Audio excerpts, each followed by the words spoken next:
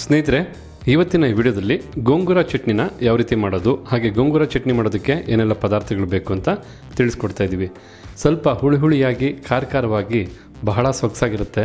ಬಿಸಿ ಬಿಸಿಯಾದ ಅನ್ನದ ಜೊತೆ ತಿನ್ನೋದಕ್ಕೆ ಸೂಪರ್ ಆಗಿರುತ್ತೆ. ಆಂಧ್ರ ಶೈಲಿಯ ರೆಸಿಪಿ ಇದು. ಗೋಂಗೂರ ಸೊಪ್ಪನ್ನು ಉಪಯೋಗಿಸಿ ತಯಾರು ಮಾಡೋದ್ರಿಂದ ಇದನ್ನು ಗೋಂಗೂರ ಚಟ್ನಿ ಅಂತ ಕರೀತಾರೆ.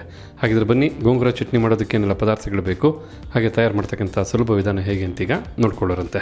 ಗೋಂಗೂರ ಚಟ್ನಿ ಮಾಡೋದಕ್ಕೋಸ್ಕರ ಸ್ಟವ್ ಮೇಲೆ ಒಂದು ಬಾಣಲಿನ ಇಟ್ಟಿದ್ದೀವಿ. ಬಾಣಲಿಗೆ ಮೊದಲನೇದಾಗಿ 20 ಒಣಮೆಣಸಿನಕಾಯಿನ ಹಾಕ್ಕೊಳ್ತಾ ಇರ್ತಕ್ಕಂಥದ್ದು. ನೋಡಿ, ಆಂಧ್ರ ಶೈಲಿಯ ರೆಸಿಪಿ ಅಂದಮೇಲೆ ಖಂಡಿತ ಖಾರ ಇದ್ರೇ ಅದಕ್ಕೆ ಆಂಧ್ರ ಶೈಲಿ ರೆಸಿಪಿ ಅಂತ ಹೇಳೋದು.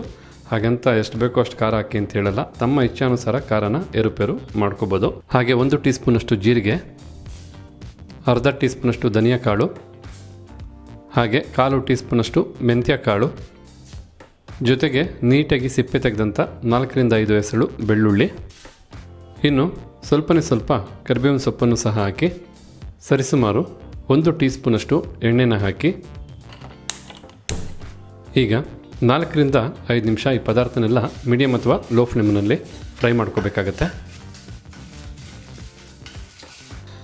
ನೋಡಿ, ಬಾಣಲಿಗೆ ಸೇರಿಸಿದಂಥ ಪದಾರ್ಥಗಳೆಲ್ಲ ಮೊದಲೇ ಕ್ರಿಸ್ಪಿಯಾಗಿತ್ತು. ಈಗ 4ರಿಂದ 5 ನಿಮಿಷ ಚೆನ್ನಾಗಿ ಬಿಸಿ ಮಾಡಿ ಹುರಿದಿರೋದ್ರಿಂದ ಮತ್ತಷ್ಟು ಕ್ರಿಸ್ಪಿಯಾಗಿದೆ. ಈಗ ಹುರಿದು ಬಿಸಿ ಇರತಕ್ಕಂಥ ಈ ಪದಾರ್ಥಗಳನ್ನ ತಣ್ಣಗೆ ಮಾಡ್ಕೋಬೇಕು. ಅದಕ್ಕೋಸ್ಕರ ಮತ್ತೊಂದು ಬಟ್ಲಿಗೆ ಹಾಕಿಡಬೇಕಾಗತ್ತೆ. ಹುರಿದು ಬಿಸಿ ಇರತಕ್ಕಂಥ ಪದಾರ್ಥಗಳೆಲ್ಲ ತಣ್ಣಗಾಗ್ತಕ್ಕಂಥ ಸಮಯದಲ್ಲಿ ಗೋಂಗೂರ ಸೊಪ್ಪನ್ನು ಫ್ರೈ ಮಾಡ್ಕೋಬೇಕಾಗತ್ತೆ. ನೋಡಿ, ನೀವು ಇಲ್ಲಿ ನೋಡ್ತಾ ಇರ್ತಕ್ಕಂಥದ್ದೇ ಗೋಂಗೂರ ಸೊಪ್ಪು. ನೋಡೋದಕ್ಕೆ ಈ ರೀತಿಯಾಗಿರುತ್ತೆ. ಸೊಪ್ಪು ಸ್ವಲ್ಪ ಹುಳಿಯಾಗಿರುತ್ತೆ. ಈ ಒಂದು ರೆಸಿಪಿಗೆ ನಾವು ಯಾವುದೇ ರೀತಿಯಾದಂಥ ಟೊಮೊಟೊ ಹಣ್ಣಾಗ್ಬೋದು ಅಥವಾ ಹುಣಸೆ ಹಣ್ಣು ಆಗ್ಬೋದು, ನಿಂಬೆಹಣ್ಣು ರಸ ಆಗ್ಬೋದು, ಏನು ಬಳಸ್ತಕ್ಕಂಥ ಅವಶ್ಯಕತೆ ಇಲ್ಲ. ಯಾಕೆಂದರೆ ಈ ಸೊಪ್ಪಲ್ಲೇ ಹುಳಿ ಅಂಶ ಇರೋದ್ರಿಂದ. ಈಗ ಈ ಸೊಪ್ಪನ್ನು ಫ್ರೈ ಮಾಡ್ಕೊಳ್ಳೋಣ. ನಾವಿಲ್ಲಿ 1 ಕಟ್ಟಳತೆಯ ಸೊಪ್ಪನ್ನು ನೀಟಾಗಿ ಬಿಡಿಸಿ ತೊಳೆದಿಟ್ಟಿರ್ತಕ್ಕಂಥದ್ದು. ಹೀಗಿಲ್ಲಿ ಮತ್ತೆ ಬಾಣಲಿಗೆ 1 ಟೇಬಲ್ ಸ್ಪೂನಷ್ಟು ಎಣ್ಣೆನ ಹಾಕ್ಕೊಳ್ತಾ ಇರ್ತಕ್ಕಂಥದ್ದು. ಈಗ ಎಣ್ಣೆನ ಬಿಸಿ ಮಾಡ್ಕೊಳ್ತಾ ಇದ್ದೇವೆ. ಹೀಗಿಲ್ಲಿ ಎಣ್ಣೆ ಸ್ವಲ್ಪ ಬಿಸಿಯಾಗಿದೆ. ಈಗ ಸೊಪ್ಪನ್ನು ಹಾಕ್ಕೊಳ್ಳೋಣ ಬಾಣಲಿಗೆ. ನೋಡಿ, ಸೊಪ್ಪು ಎಷ್ಟು ಕ್ವಾಂಟಿಟಿ ಇದೆಯೋ ಕಡೆಗೆ ತುಂಬ ಕಡಿಮೆ ಆಗುತ್ತೆ. ಸರಿಸುಮಾರು ಒಂದು 80 ಭಾಗದಷ್ಟು ಕಡಿಮೆ ಆಗಿ 20 ಭಾಗದಷ್ಟು ಕ್ವಾಂಟಿಟಿ ಆಗಿಬಿಡುತ್ತೆ. ಚೆನ್ನಾಗಿ ಫ್ರೈ ಮಾಡಿದ ನಂತರ ನೋಡೋರಂತೆ ನೀವು ಫ್ರೈ ಮಾಡಿದ ನಂತರ ಎಷ್ಟು ಕ್ವಾಂಟಿಟಿ ಆಗುತ್ತೆ ಅಂತ. ಅದರ ಪ್ರಕಾರ ನೀವು 1 ಕಟ್ಟ, 2 ಕಟ್ಟ ಅಥವಾ 3 ಕಟ್ಟ ಸೊಪ್ಪನ್ನು ಬೇಕಾದಾಗೆ ಬಳಸ್ಕೋಬೋದು. ಲೋ ಅಥವಾ ಮೀಡಿಯಮ್ ಫ್ಲೇಮ್ನಲ್ಲೇ ಸೊಪ್ಪನ್ನು ಕಂಪ್ಲೀಟಾಗಿ ಫ್ರೈ ಮಾಡ್ಕೋಬೇಕು. ಈ ಸೊಪ್ಪನ್ನು ನಾವೇನು ಫ್ರೈ ಮಾಡ್ತಾ ಇದ್ದೀವಲ್ಲ, ಇದನ್ನು ಮಿಕ್ಸಿ ಜಾರ್ಗೆ ಹಾಕೋದು ಬೇಕಿಲ್ಲ.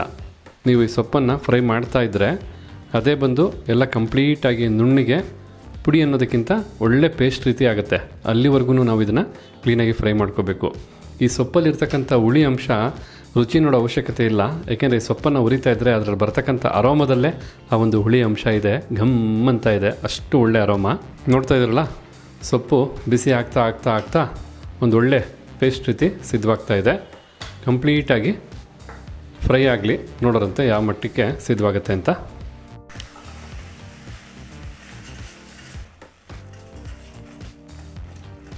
ಬಿಸಿ ಮಾಡ್ತಾ ಎಷ್ಟು ಚೆನ್ನಾಗಿ ಪೇಸ್ಟ್ ರೀತಿ ಸಿದ್ಧವಾಗ್ತಾ ಇದೆ. ಈ ಒಂದು ಗೋಂಗೂರ ಸೊಪ್ಪು ಅಂಥೇಳಿ, ಈ ಒಂದು ಸೊಪ್ಪಿನ ಗುಣನೇ ಹೀಗೆ. ಬಿಸಿ ಮಾಡ್ತಾ ಯಾವುದೇ ಕಾರಣಕ್ಕೂ ರುಬ್ಬೋದು ಬೇಡ, ಅದೇ ಕಂಪ್ಲೀಟಾಗಿ ಪೇಸ್ಟ್ ಆಗಿಬಿಡುತ್ತೆ. ಒಂದು 5 ನಿಮಿಷ ಚೆನ್ನಾಗಿ ಮೀಡಿಯಮ್ ಫ್ಲೇಮ್ನಲ್ಲೇ ಫ್ರೈ ಮಾಡಿದ ನಂತರ ನೋಡ್ತಾ ಇದ್ರಲ್ಲ, ಸೊಪ್ಪು ಚೆನ್ನಾಗಿ ಬಿಸಿಯಾಗಿ ಪೇಸ್ಟ್ ರೀತಿ ಸಿದ್ಧವಾಗಿದೆ. ನೋಡಿ, ಅಂಟ್ತಾ ಇಲ್ಲ. ಈ ಒಂದು ಹದದವರೆಗೂ ನೀಟಾಗಿ ಬಿಸಿ ಮಾಡಿಕೊಂಡು ಸಿದ್ಧ ಮಾಡ್ಕೋಬೇಕಾಗತ್ತೆ.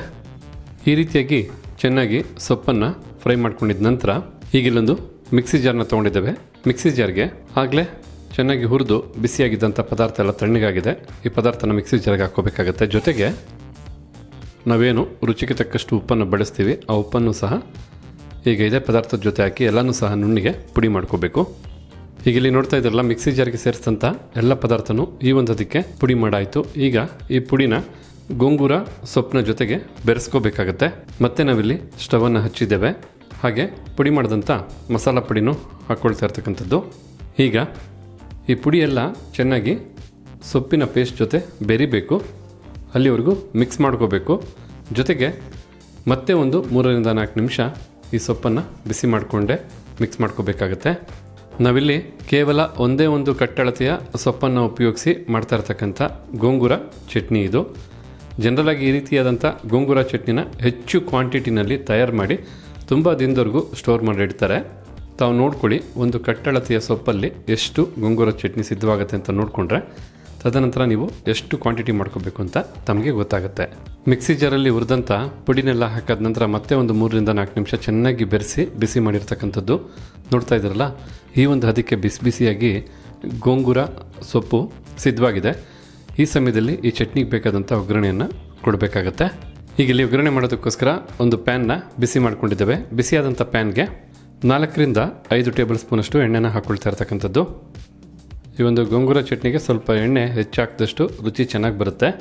ಸ್ವಲ್ಪ ಸಾಸಿವೆನ ಹಾಕ್ಕೊಳ್ತಾ ಇರ್ತಕ್ಕಂಥದ್ದು.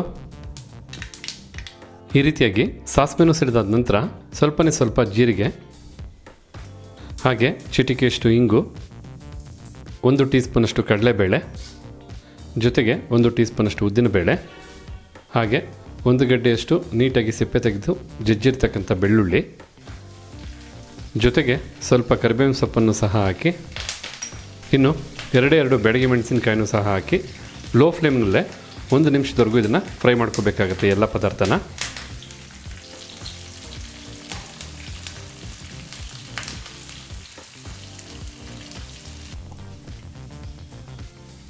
ಒಂದು ನಿಮಿಷ ಚೆನ್ನಾಗಿ ಫ್ರೈ ಮಾಡಿದ ನಂತರ ಒಗ್ಗರಣೆ ಸೂಪರಾಗಿ ಸಿದ್ಧವಾಗಿದೆ. ಬನ್ನಿಯಾಗಿದ್ದರೆ ಈ ಒಗ್ಗರಣೆಯನ್ನು ಗೋಂಗೂರ ಸೊಪ್ಪಿನ ಚಟ್ನಿ ಜೊತೆ ಸೇರಿಸ್ಕೊಳ್ಳೋಣ. ಈ ರೀತಿ ಒಗ್ಗರಣೆಯನ್ನು ಸೇರಿಸಾದ ನಂತರ ಚೆನ್ನಾಗಿ ಗೋಂಗೂರ ಸೊಪ್ಪಿನ ಚಟ್ನಿ ಜೊತೆ ಬೆರೆಯೋ ಹಾಗೆ ಒಗ್ಗರಣೆನ ಮಿಕ್ಸ್ ಮಾಡ್ಕೋಬೇಕಾಗತ್ತೆ. ಎಣ್ಣೆನೂ ಸಹ ಬಹಳ ಚೆನ್ನಾಗಿ ಬೆರಿಬೇಕು. ನಾನು ಮೊದಲೇ ಹೇಳಿದಾಗೆ ಈ ಒಂದು ಚಟ್ನಿಗೆ ಎಣ್ಣೆ ಬಹಳ ಮುಖ್ಯ. ಖಂಡಿತ ತಮ್ಮ ಇಚ್ಛಾನುಸಾರ ಎಣ್ಣೆನ ಏರುಪೇರು ಮಾಡ್ಕೊಳ್ಳಿ. ಕೆಲವ್ರಿಗೆ ಎಣ್ಣೆ ಹೆಚ್ಚು ಹಾಕ್ಕೊಳ್ತಾರೆ, ಕೆಲವ್ರಿಗೆ ಎಣ್ಣೆ ಕಡಿಮೆ ಹಾಕ್ಕೊಳ್ತಾರೆ. ಈ ರೀತಿ ಎಣ್ಣೆನ ಚೆನ್ನಾಗಿ ಬಿಸಿ ಮಾಡಿ ಚೆನ್ನಾಗಿ ಎಲ್ಲನೂ ಫ್ರೈ ಮಾಡಿರೋದ್ರಿಂದ ಈ ಒಂದು ಚಟ್ನಿನ ಹೊರಗಡೆನೆ ಹಲವಾರು ದಿನಗಳ ಕಾಲ ಅಂದರೆ 4-5 ದಿನದವರೆಗೂ ಇಟ್ಕೋಬೋದು. ಅದೇ ನೀವು ಈ ಚಟ್ನಿನ ಫ್ರಿಜ್ಜಲ್ಲಿಟ್ಟು ಉಪಯೋಗಿಸ್ತೀವಿ ಅಂತಂದರೆ ಖಂಡಿತ 15-20 ದಿನ ಆದರೂ ಆರಾಮಾಗಿ ಉಪಯೋಗಿಸ್ಬೋದು.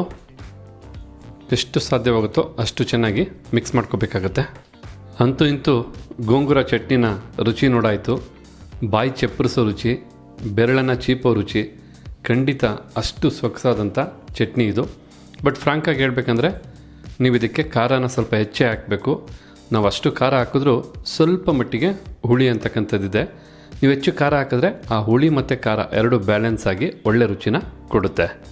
ಈ ರೀತಿಯಾದಂಥ ಚಟ್ನಿ ದೋಸೆಗಾಗ್ಬೋದು, ಚಪಾತಿಗಾಗ್ಬೋದು, ಅನ್ನಕ್ಕಾಗ್ಬೋದು, ಎಲ್ಲದಕ್ಕೂ ಬಹಳ ಚೆನ್ನಾಗಿ ಹೊಂದ್ಕೊಳ್ಳುತ್ತೆ. ಅದರಲ್ಲಂತೂ ಬಿಸಿ ಬಿಸಿಯಾದಂಥ ಅನ್ನದ ಜೊತೆ ಈ ಚಟ್ನಿನ ತಿಂತಾಯಿದ್ರೆ ಆಗೋ ಆನಂದನೇ ಬೇರೆ. ಅದರಲ್ಲೂ ಹೇಳ್ಬೇಕಂತಂದರೆ ಖಂಡಿತ ಈ ರೀತಿಯಾದಂಥ ಚಟ್ನಿನ ನೀವು ತಯಾರು ಮಾಡಿ ಇಟ್ಕೊಬಿಟ್ರೆ ಬೇಕಾದಾಗ ಬಳಸ್ಬೋದು. ಖಂಡಿತ ಈ ಒಂದು ಚಟ್ನಿ ಹೊರಗಡೆ ಕೆಲಸಕ್ಕೆ ಹೋಗ್ತಕ್ಕಂಥವ್ರಿಗೆ ಮನೆಗೆ ಬಂದಾಗ ಒಂದು ಒಳ್ಳೆ ವರದಾನ ಅಂತ ಹೇಳ್ತೀನಿ. ಹಾಗೆ ನೋಡ್ಕೊಂಡ್ರಲ್ಲ ಯಾವ ರೀತಿಯಾಗಿ ಗೋಂಗೂರ ಚಟ್ನಿನ ತಯಾರು ಮಾಡೋದು ಅಂತ. ಖಂಡಿತ ನೀವು ಸಹ ನಿಮ್ಮ ಮನೆಗಳಲ್ಲಿ ಈ ರೀತಿಯಾದಂಥ ಚಟ್ನಿನ ಒಮ್ಮೆ ಮಾಡಿ ನೋಡಿ, ತುಂಬ ಇಷ್ಟಪಡ್ತೀರಾ. ಮಾಡಬೇಕಾದ್ರೆ ಮೊದಲನೇ ಬಾರಿಗೆ 1 ಕಟ್ಟಷ್ಟು ಸೊಪ್ಪನ್ನು ಮಾತ್ರ ಬಳಸಿ ತಯಾರು ಮಾಡಿ ನೀವು ನೋಡಿ ರುಚಿ ಹೇಗೆ ಬರುತ್ತೆ ಏನು ಅಂತ. ತದನಂತರ ನೀವು ಹೆಚ್ಚು ಕ್ವಾಂಟಿಟಿನಲ್ಲಿ ಮಾಡ್ಕೊಳ್ಳಿ ಅಂತ ನನ್ನ ಒಂದು ವಿನಂತಿ. ಹಾಗಿದ್ರೆ ಇವತ್ತು ಈ ವಿಡಿಯೋ ಮೂಲಕ ನಾವು ಮಾಡಿ ತಿಳಿಸಿದಂಥ ಗೋಂಗೂರ ಚಟ್ನಿ ತಮಗೆಲ್ಲರಿಗೂ ಇಷ್ಟ ಆಗಿದೆ ಅಂತ ತಿಳ್ಕೊಂಡಿದ್ದೀನಿ. ಇಷ್ಟ ಆಗಿದ್ರೆ ವಿಡಿಯೋಗೆ ಒಂದು ಲೈಕ್ ಮಾಡಿ, ಜೊತೆಗೆ ತಮ್ಮ ಅನಿಸಿಕೆ ಅಭಿಪ್ರಾಯ ಈ ಒಂದು ರೆಸಿಪಿ ಬಗ್ಗೆ ಏನಿದೆ ಅನ್ನೋದನ್ನು ತಿಳಿಸೋದನ್ನು ಮರಿಬೇಡಿ. ಹಾಗೆ ಈ ವಿಡಿಯೋನ ಮತ್ತೊಬ್ಬರಿಗೂ ಹೆಲ್ಪ್ ಆಗೋ ಹಾಗೆ ದಯವಿಟ್ಟು ಶೇರ್ ಮಾಡೋದನ್ನು ಮರಿಬೇಡಿ ಅಂತ ಹೇಳ್ತಾ ತಮಗೆಲ್ಲರಿಗೂ ಧನ್ಯವಾದನ ತಿಳಿಸ್ತಾ ಇದ್ದೀವಿ. ಭಾಗ್ಯ ಮತ್ತು ಗಿರೀಶ್. ಮತ್ತೊಂದು ಹೊಸ ವಿಡಿಯೋದಲ್ಲಿ ಹೊಸ ರೆಸಿಪಿ ಜೊತೆ ತಮ್ಮನ್ನ ಭೇಟಿ ಮಾಡ್ತೀವಿ. ಅಲ್ಲಿವರೆಗೂ ನಮಸ್ಕಾರ ವೀಕ್ಷಕರೇ.